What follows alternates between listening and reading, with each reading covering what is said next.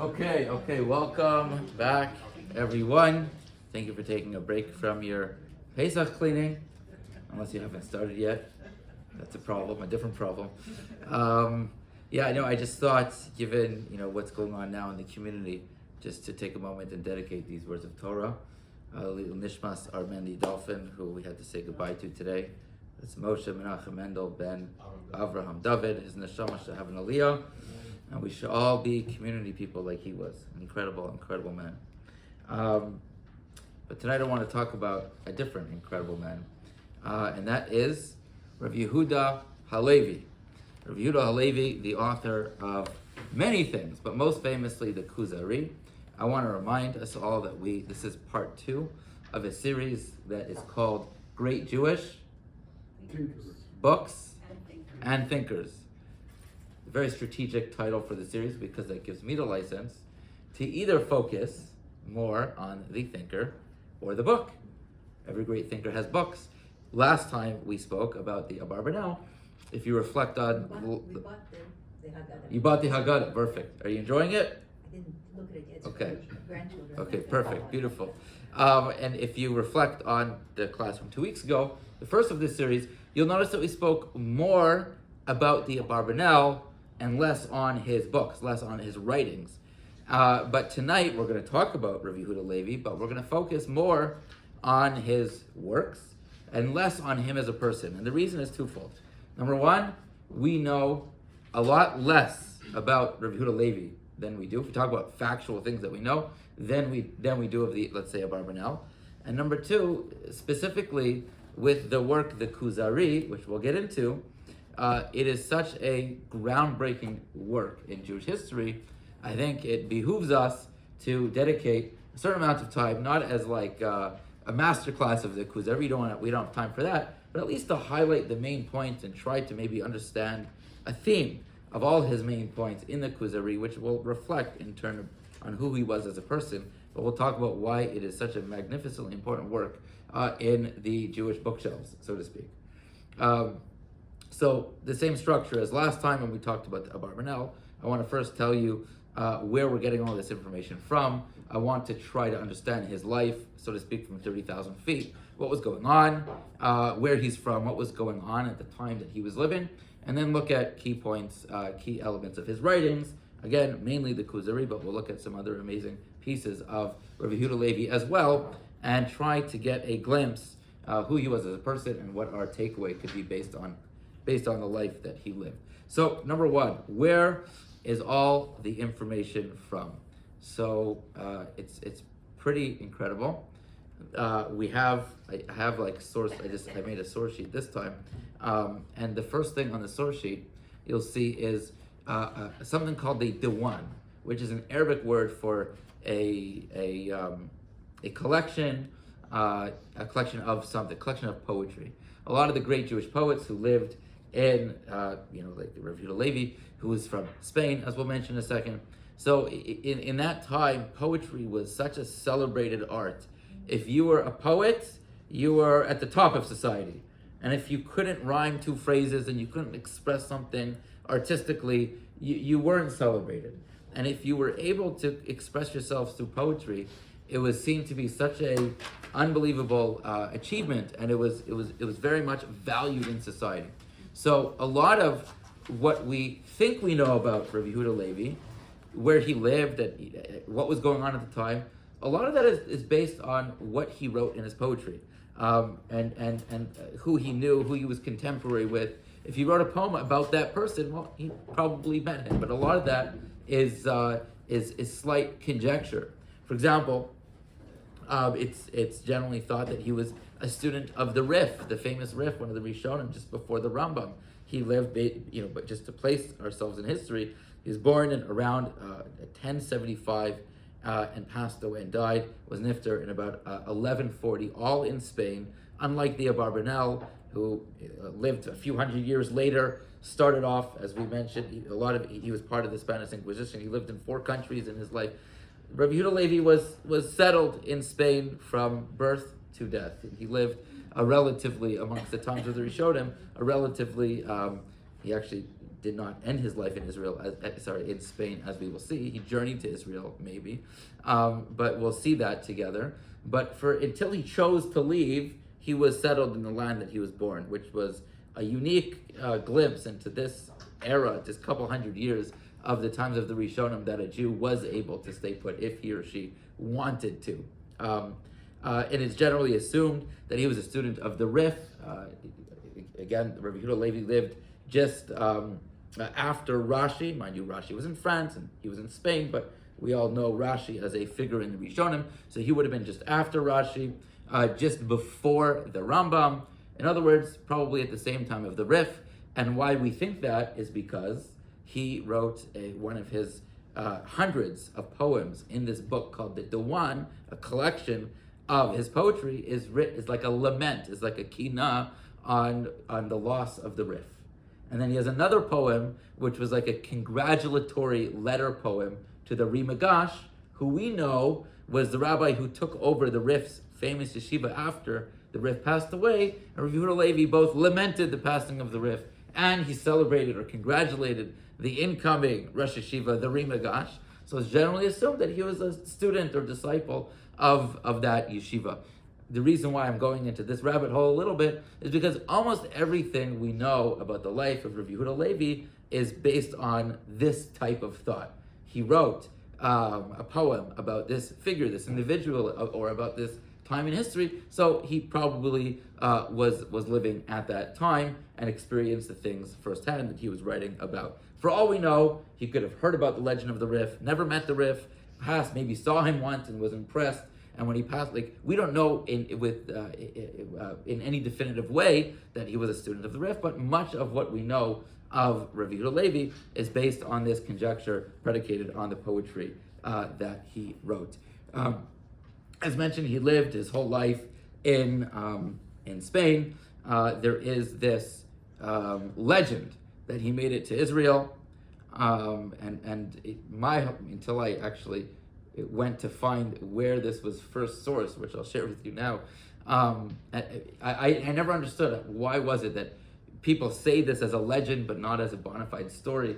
But the legend goes that he finally gets to Israel. His lifelong dream was to make it to Israel. He gets to Israel and he makes it to Yerushalayim, and he sings one of his most beautiful pieces of poetry. We actually say this poetry on Tisha B'Av as one of the keynotes. We'll look at it together soon, but it's source 7, which is called Tzion Halo Tish'ali, and he says that poem, and right when he finishes the poem, an Arab local, a Muslim local, takes a sword and chops off Yehuda Halevi's head, and that is the end of his life. Legend has it he's buried up in the Galil, but because this whole story is a legend, we don't really know where he's buried. But why is this said to be a legend? And this is a good example of how certain things may have been lost in history, but maybe not.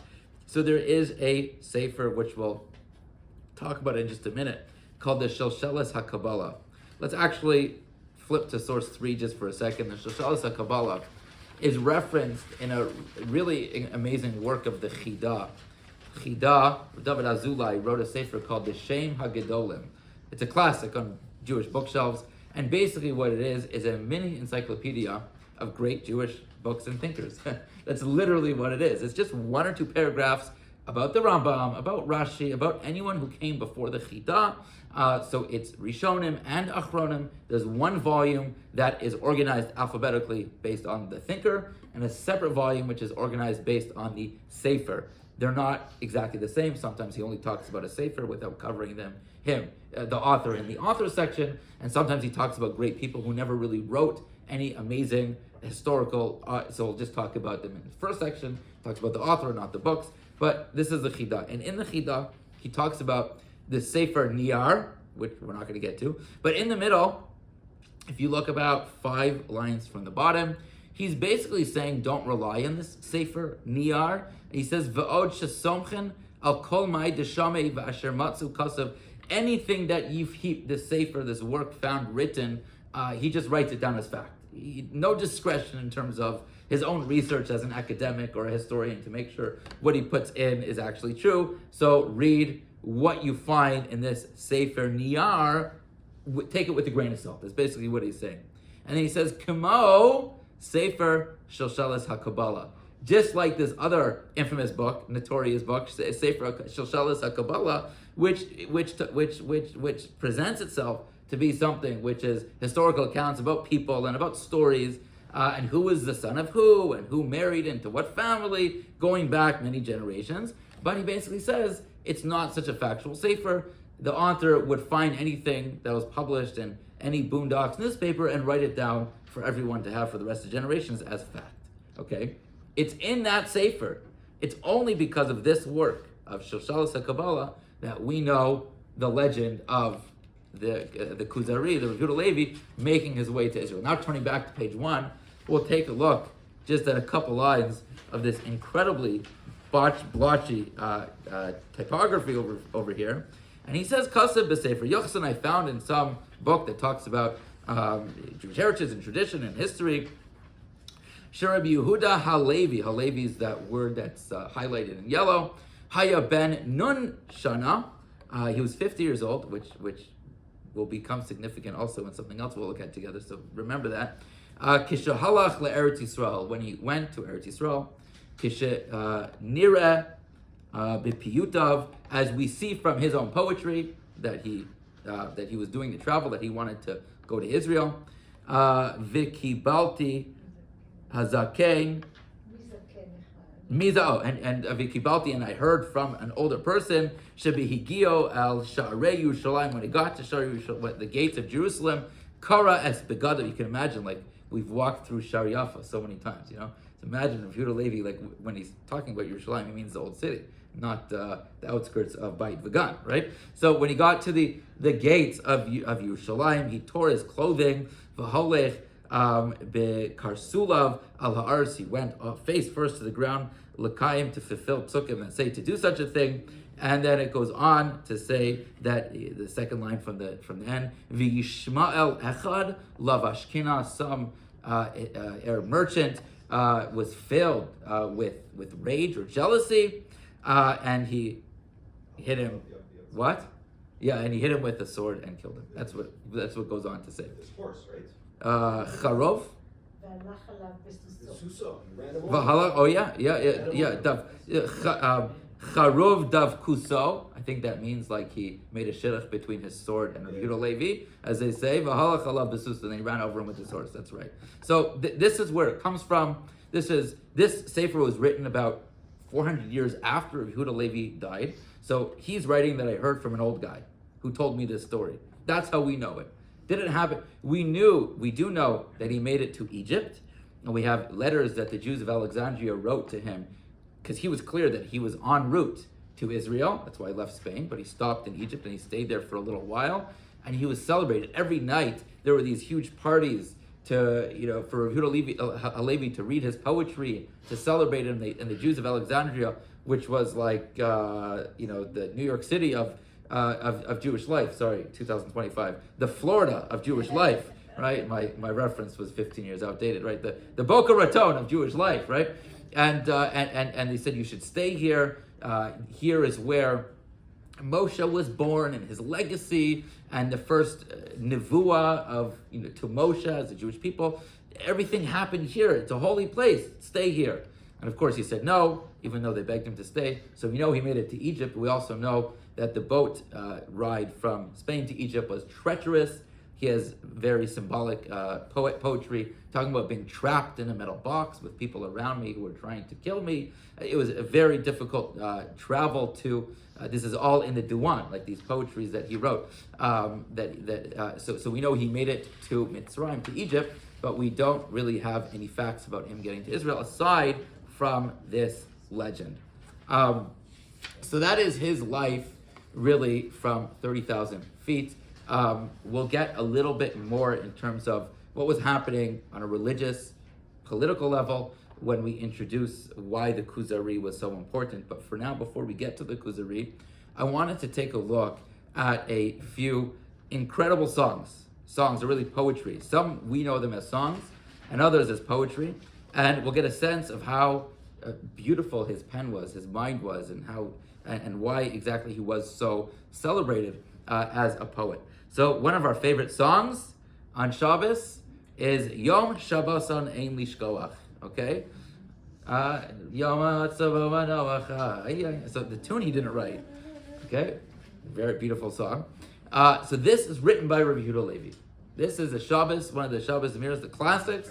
It made it into every bar mitzvah and wedding bencher that you'll ever get, all the random benches you have at home. It's in there for Shabbos day, and he basically, we won't go through the whole thing, but the refrain is basically rhyming Yonah Matzah Bo Manoach. It's the day that the Yonah found rest. The Midrashic teaching is that when Noach sent out the dove, the raven and the dove didn't come back on Shabbos, right? It's the day that he found rest. Visham, on that day, right? The subject of the sentence is Shabbos, right? Like Bo on Shabbos, and Visham on Shabbos, Yanuchu Yagi'e Koach. Not only is it the day that the Yonah found rest, but it's the day that the Yagi'e Koach are resting. Who are the Yagi'e Koach? The Jewish people. Yagi'ah means like to toil, and the strong people who are toiling with their strength are resting on Shabbos. So Yonah Matzah Bo Manoach Yanuchu Yagi'e Koach, right? And in between these refrains are just beautiful lines about Shabbos. For example, Uva'u Chulam Bebris Yachad. Everyone, all the Jewish people, entered into one covenant. Na'aseh v'nishma amru ke'echad, and we said we will do and we will receive the Torah. Ufatchu va'anu, and we all started in unison, and we answered Hashem echad baruch hanosein liya'if koach, which is one of the brachas we say in the morning. Hashem gives strength to the tired, and then once again, Yonah matzah bo manoach v'sham yanucha yigei koach. And it's a song about how beautiful Shabbos is, and it is one of the bona fide classic Zmirot Shel Shabbat all around the world. I want to look at three other poems on the next page together. This one is a very beautiful. There's only an excerpt from the poem. It's a lot longer. And you remember, based on the legend, he made it to Israel when he was 50. So he wrote a poem, presumably to himself, as like a self-reflection exercise about turning 50. Okay? I know that's never happened to anyone in the room yet, but when you get to your 50th birthday, you can keep in mind. Happy birthday, John Gal.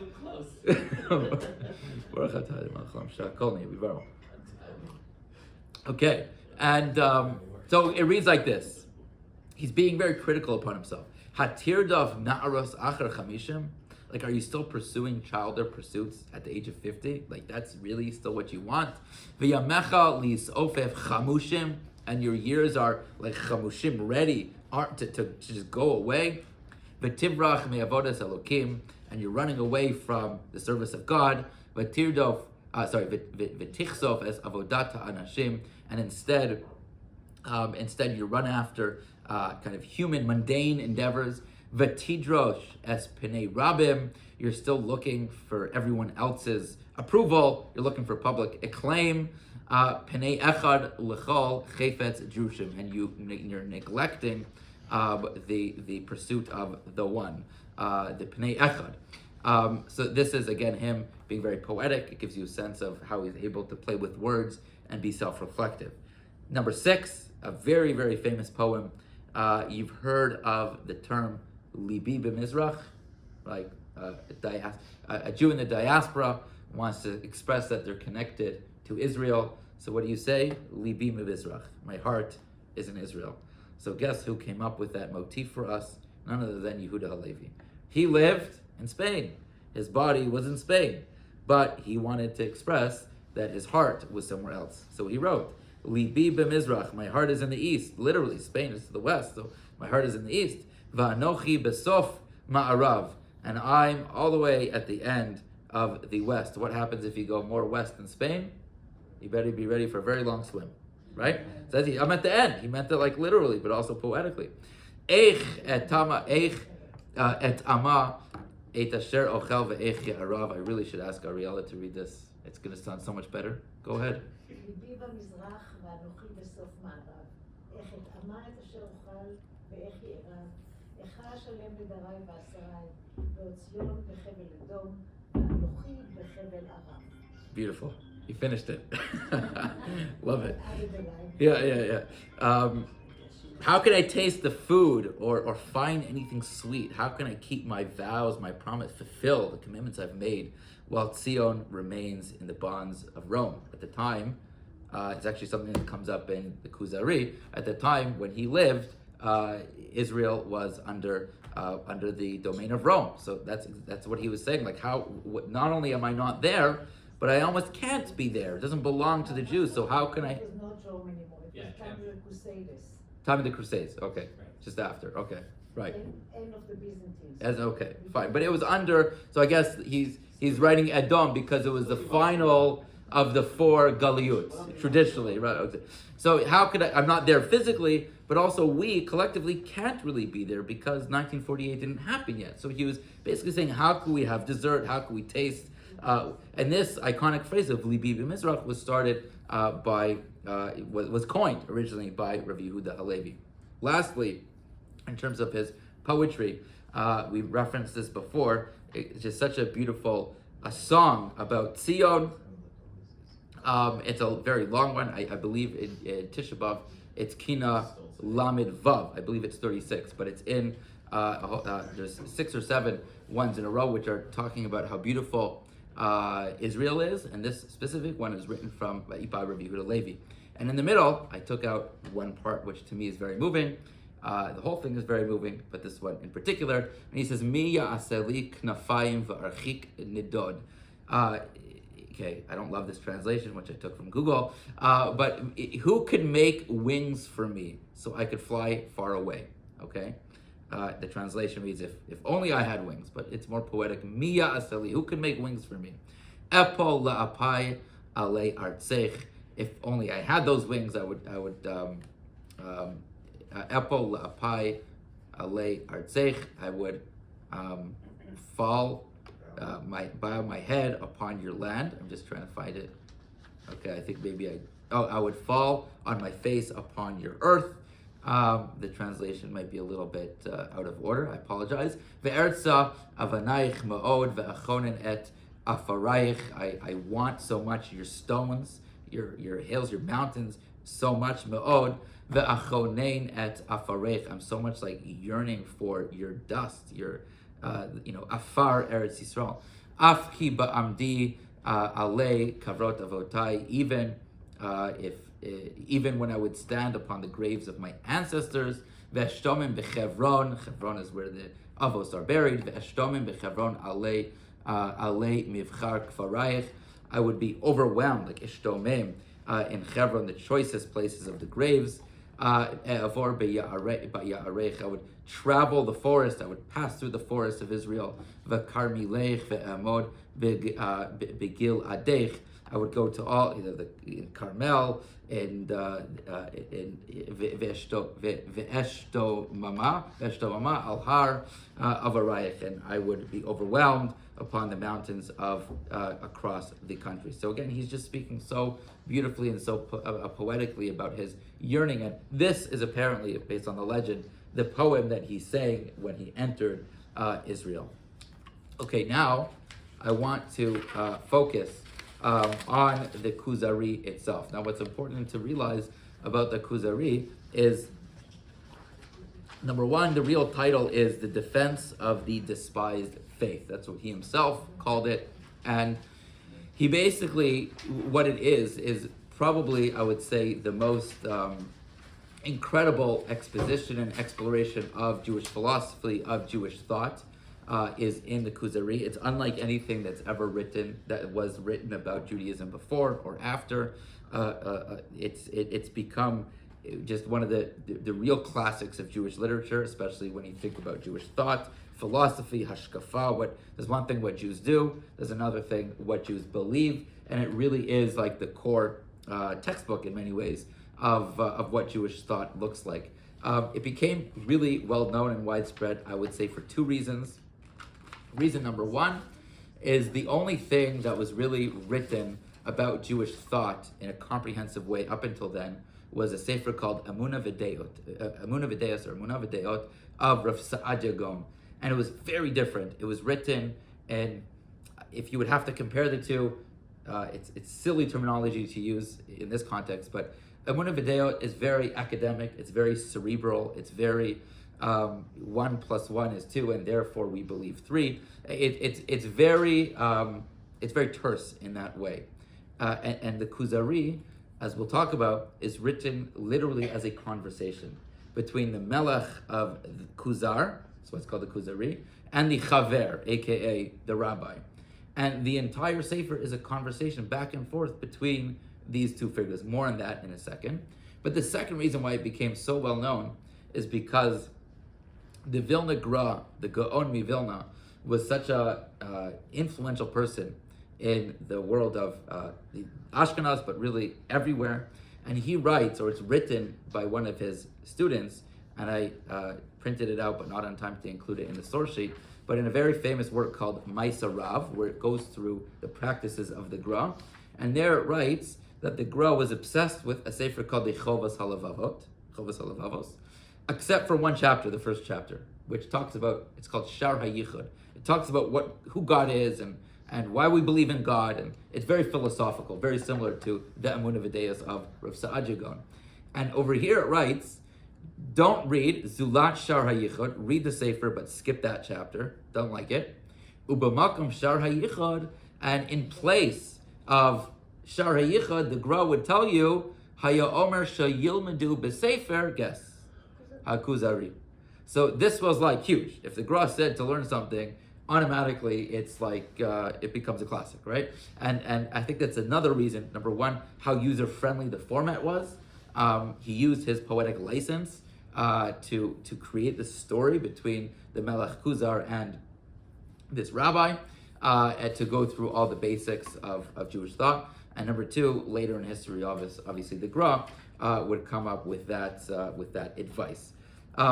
One more background before we get to the Sefer itself is there are two things we have to appreciate. Number one, at the time in Spain, even though it was a relatively quiet time for the Jews, we mentioned when we were talking about the Abarbanel 2 weeks ago that the Abarbanel's grandfather converted to Christianity.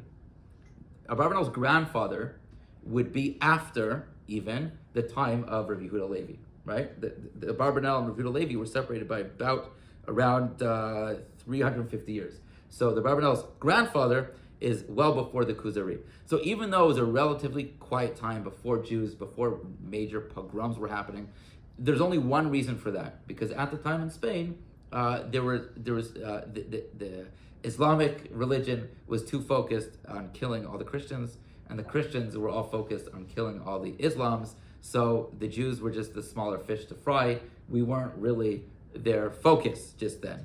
So Spain was a bunch of different provinces. Some were being ran by Islamic nations and some by Christian empires. And they were at constant battle with each other. It was really a battle of religion, not so much of land. And it was, for Jews, it didn't make, if you were being overtaken because they were trying to get to one another, really it only made a difference if you were going to be offered to be killed or accept Muhammad, or be killed or accept Jesus. So either way, it wasn't a great choice. But again, it wasn't so common because we weren't their focus. The focus was each other. However, because we were a vast minority and we weren't strong, we didn't have our own empires. So the Jewish tradition and Jewish religion, even amongst Jews, became very unpopular. We were like the nebbish religion of the time. Islam and Christianity were really cool. Greek philosophy was even still cool back then. Judaism was like really not cool. None of the kids were going after it, and it wasn't something which was popular.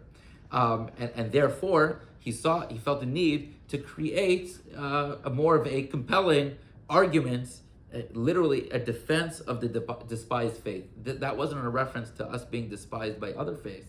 It was a reference to us despising our own faith. And more common than a Jew being forced to convert to different religion, Jews were willingly converting to other religions because no one appreciated and no one understood Judaism properly. At least that's what Rabbi Yehuda Halevi was positing. So what did he do? He knew about this story in history. The story in history was this Kuzari empire, the empire of Khazar, which was a pagan empire, year 740, so significant. Where was it located? Uzbekistan, Kazakhstan, somewhere around there. Around the Black Sea. Exactly, just around the Black Sea, yes. And it was a pagan empire, and the entire empire converted to Judaism. Is this a true story? Is it a legend? It's probably true. Later adventurers who would pass through that area would say that they met Jews who claimed they were from this original story of this entire empire converting to Judaism. But definitely what never happened is what the Kuzari writes. But basically, he takes that story, that legend that he heard many years prior, that entire empire converted to Judaism, and he uses that as a poetic context to talk about Jewish faith and Jewish beliefs. And right at the beginning, he talks about the Melech Kuzar, the king, who he calls a very righteous person who wanted to do the right thing. And he had this recurring dream. Before we get to the recurring dream, I wanted to mention, just in terms of the language, it was originally written in Arabic. It was very famously translated to Hebrew by Ibn Tibbon, who was a contemporary of the Rambam, who translated a lot of him and his father, translated a lot of the Rambam's works. The Rambam also wrote in Arabic, and most of what we have is translated from Arabic to Hebrew. No one really studies, unless you're an academic, no one studies Ibn Tibbon's translation because it's done with such reverence to the original authorship. This both applies to the Rambam, the translation they did for the Rambam, and the translation they did for the Kuzari of Yehuda Halevi. They basically kept the syntax and structure of Arabic, but just translated to English, lest they change anything or adapt anything that the Rambam or Yehuda Halevi intended. So if you try to read it, it sounds like Yoda is talking to you. You know Yoda from Star Wars, right? Yoda. Go home, I will do, right? Fleischiks, I do not want to be. Like, it's all, languages are different, right? And when you try to superimpose a direct translation, it's very hard because then the sentence structure and syntax is kept, even though it doesn't really make so much sense or doesn't flow, the cadence is off in the new language. So it's still seen to be the greatest translation, but it's not so user-friendly. This is the first one that I was ever introduced to, where basically it's Hebrew on both sides. One side is Ibn Tibbon's, and the other side is a beautiful modern Hebrew, which is very easy and understandable, even poetic. I can't tell you if it's accurate to the original. I never focused on Ibn Tibbon's, but this is one that was put out well before I started my life in Israel, and it's a classic. But also very important to mention is Rabbi Koropkin in Toronto at the Bayit did an astounding job in English. There were translations in English before his, but without talking about the other ones, this is the one to buy for sure. It's just exceptional. The way it's not really a translation, it's more of an explanation. He adapts it, but it's remarkable. It's really incredible work that he did for the English-speaking world. And if you have one takeaway from tonight, it's go out and buy this and read it, because it really is, whichever language, I'm talking about the Kuzari, not Rabbi Koropkin's translation, but it really is such an important work.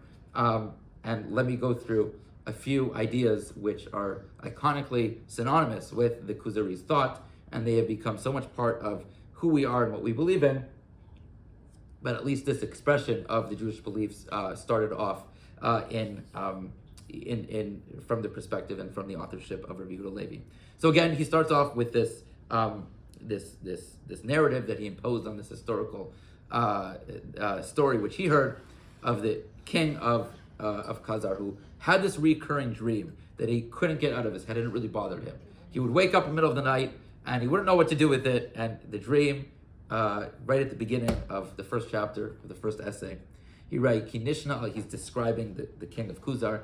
Nishna alav chalom pa'amim rabot, he had this recurring dream. Ki ilu malach medaber imo, like this spiritual energy was talking to him. V'omer lo, and he was getting this message, this spiritual message. Kavanascha ritzuya etzel habore, your intent is spot on. Your intent is so good. Aval ma'ascha einena ritzuya, but your actions are no good.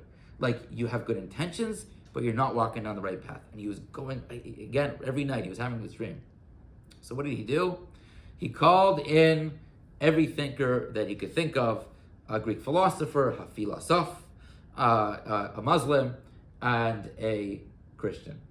And then he writes that say, oh, shouldn't you be talking to a Jew? He said, I probably don't even need to talk to a Jew. But as he interviewed each one, the philosopher basically said, what do you believe in? The philosopher said, oh, I believe in this God, this energy. He doesn't really care about the world anymore, but he created it. So he throws the philosopher out because it wasn't congruent with his dream. His dream was, your intent is good, but your actions are no good. And Mr. Philosopher, you told me that God doesn't care about what we do anymore. So he's out, fine.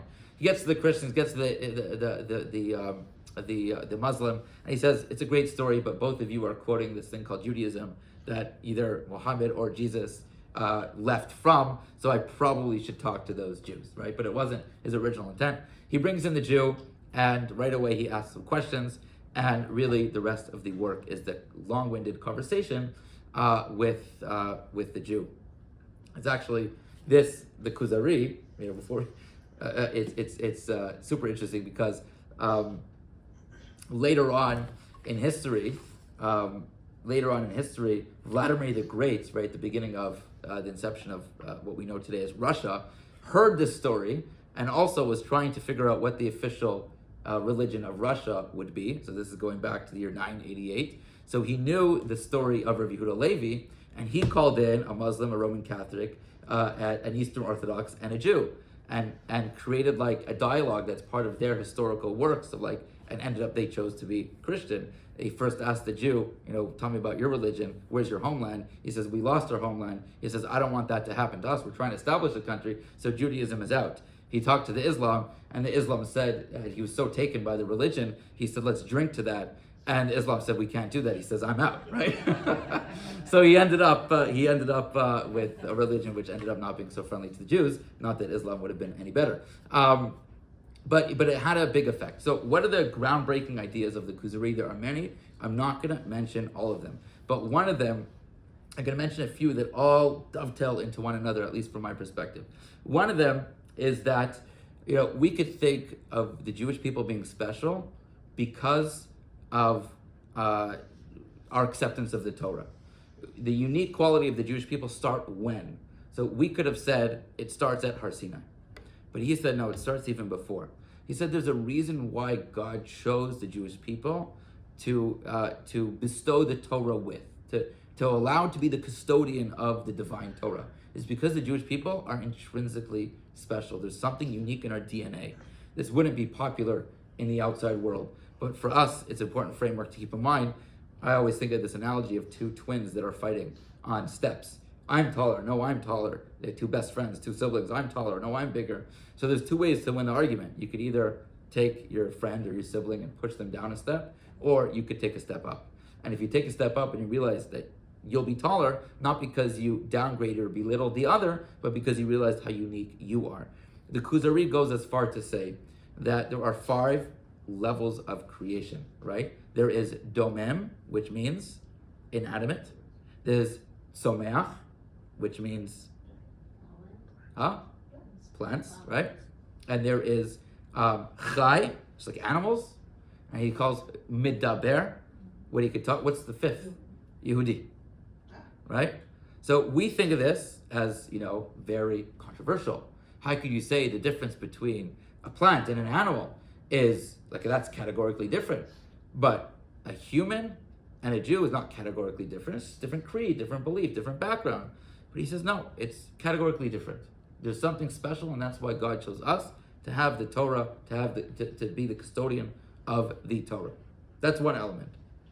Element number 2 is there is something so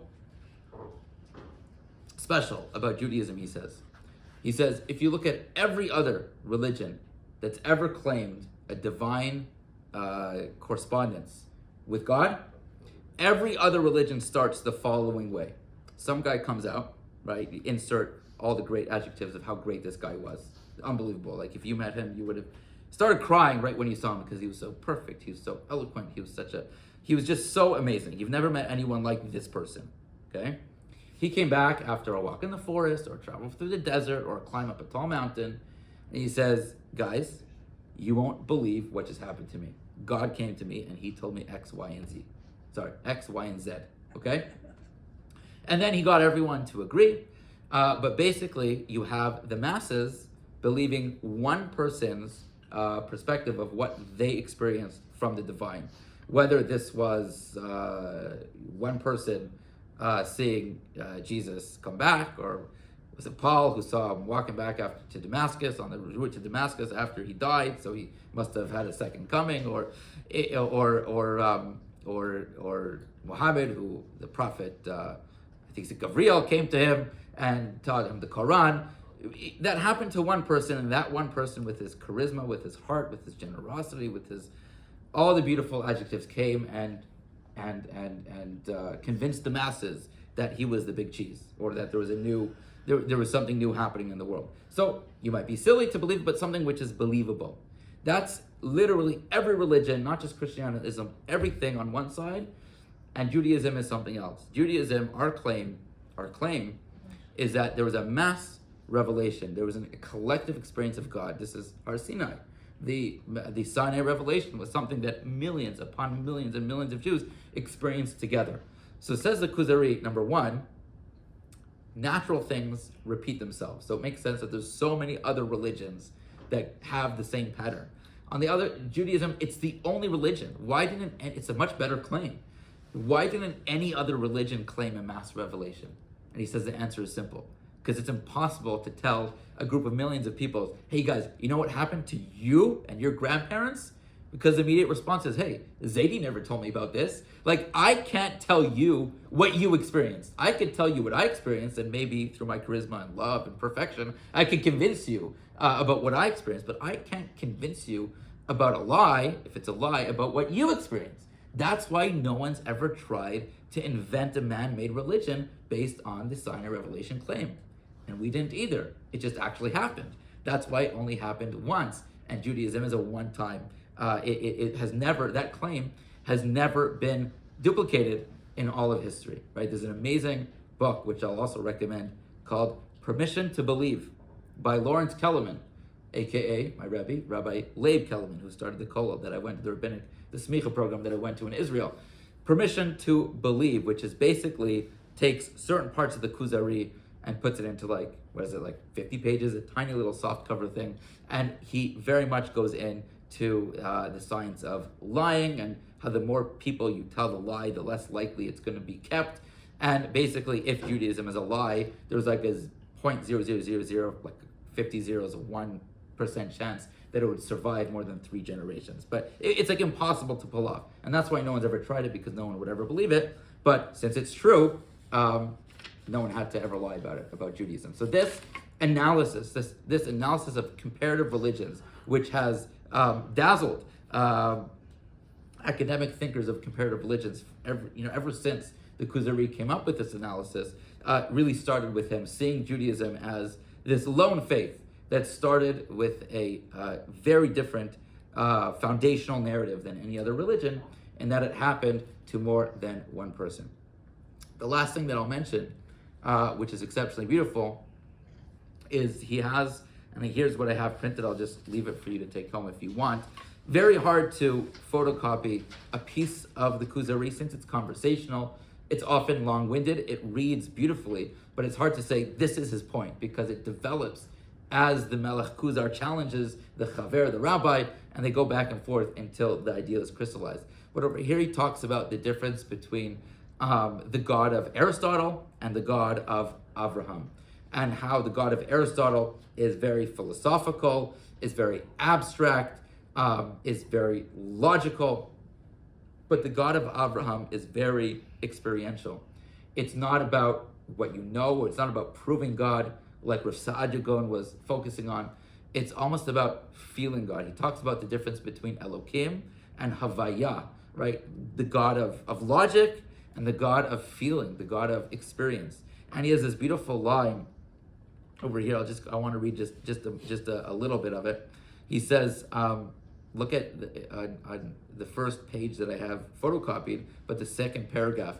He says, Ka'asher im haya adam echad ra'a hashemesh levado. Imagine a world or some sci-fi reality that he's the only person who ever saw the sun. V'yira mekomos zrichasa mekomos merutzasa. And and he knows exactly its trajectory, how it rises and how it sets. And he took note of where it shines and how it travels through the sky. The rest of the world never saw the sun at all, and instead lives in the shadows under the cloudy skies. We then note that his house has more light than our house. So why does he have such a good life? What does he have that we don't? This is because he knows how the sun travels and how he has installed windows and skylights accordingly. We also note that his plants thrive more than ours. He tells us that that the reason why he has such thriving plants and a life is because he knows about the sun. We dispute him saying, what's the sun? Turn the page.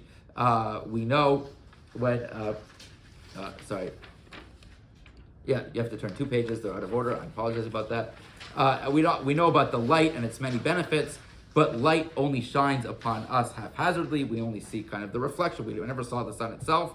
And he responds by saying, light comes to me however and whenever I need it. So he's trying to prove that the sun exists to people that's never seen the sun, okay?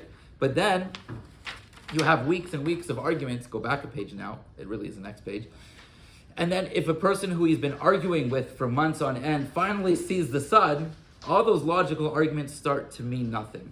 So he starts saying that a Jew needs to be able to have an experience of Hashem, an experience of God. And once you feel that in emotional elements of God, it doesn't matter so much having pragmatic and logical proofs that God exists or not exists. That's the God of Aristotle, to start proving that he exists or doesn't exist.